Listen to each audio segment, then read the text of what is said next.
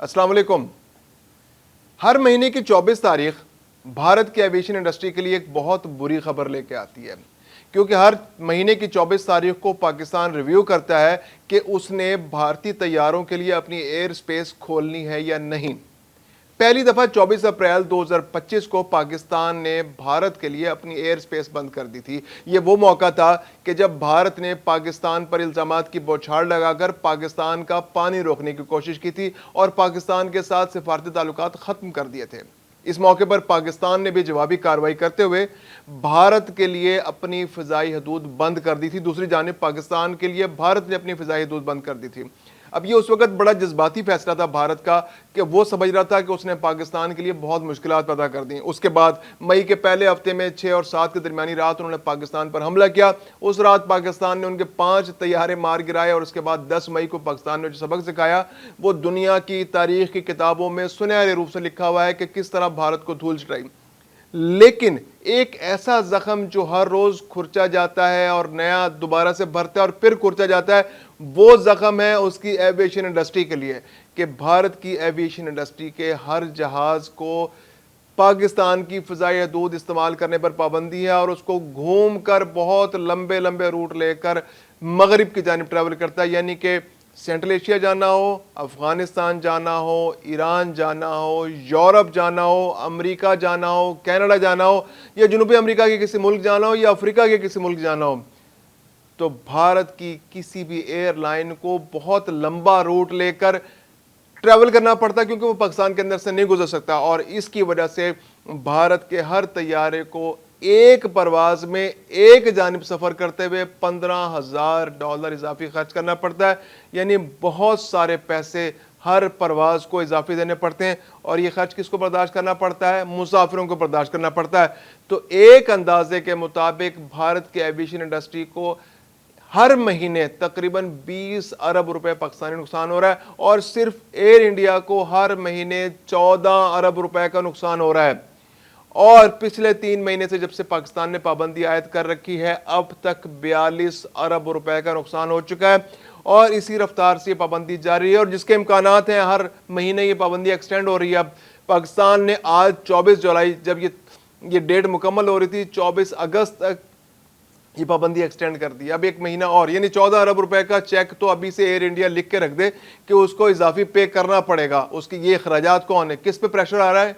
ये air India की airlines पे। इसके अलावा जो भी एयरलाइंस भारत के अंदर रजिस्टर्ड हैं उन तमाम एयरलाइंस पर ये इजाफी प्रेशर आ रहा है। अच्छा, ये बात तो हो गई एयरलाइंस की, यानी एयर इंडिया की बात होगी। एयर इंडिया की अगर हम सिर्फ बात करें तो एयर इंडिया को सालाना अगर ये पाबंदी जारी रहती है तो $60 करोड़ इजाफी उस पर बोझ पड़ेगा। $60 करोड़ का मतलब है पाकिस्तानी रुपयों में 1 अरब 68 अरब रुपए।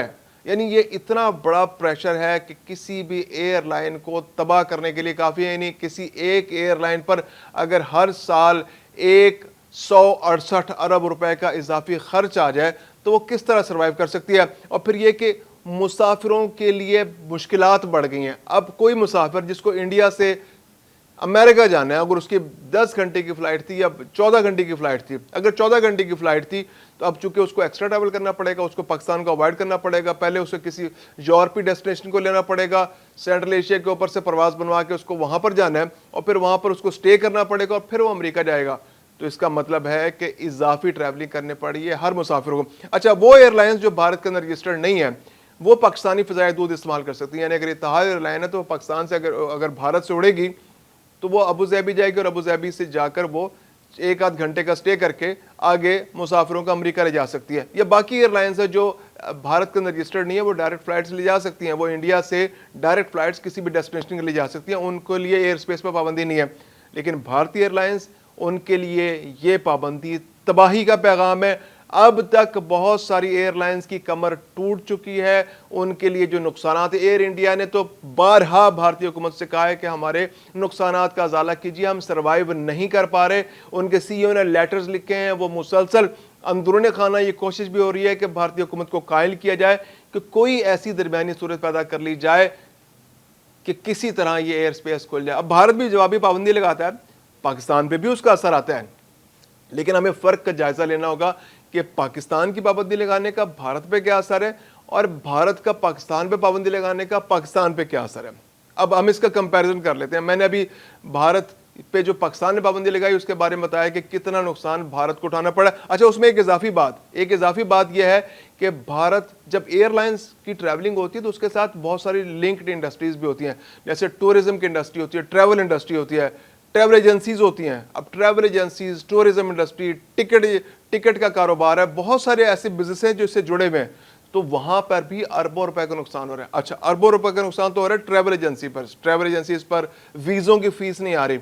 اس کے علاوہ جو ٹورسٹ آتے تھے بہت سارے انڈیا کے اندر ٹریول کرتے تھے اور ایئر انڈیا کے تھرو آتے تھے, اب وہ بھی نہیں آ پا رہے. ان کے لیے چونکہ وہ پروازیں بہت ایکسپینسو ہو گئی ہیں, ٹریول ٹائم بڑھ گیا تو وہ اس طرح سے آ نہیں پا رہے. تو یہ ایک اوور آل امپیکٹ جو ہے, اگر آپ اس کو, جیسے میں تو 20 ارب روپوں کی بات کی کہ یہ, تو یہ اگر اوور آل اس کو کیمولیٹ کیا جائے, اگر اندازہ لیا جائے تو ممکن ہے کہ یہ نقصان 30 ارب, 40 ارب, 50 ارب کتنا بھی ہو سکتا ہے. آپ اس کا اندازہ نہیں لگا سکتے کہ ہر مہینے بھارت کو پاکستانی ایئر سپیس بند ہونے سے کتنا نقصان اٹھانا پڑ رہا ہے. اچھا, اب دوسری جانب ہم دیکھ لیتے ہیں کہ پاکستان کو اس پابندی کی وجہ سے کتنا نقصان ہو رہا ہے. بھارت نے بھی 24 اگست تک پاکستان کی ایئر سپیس بند کر رکھی ہے, پاکستان کے لیے اپنی ایئر سپیس بند کر رکھی ہے.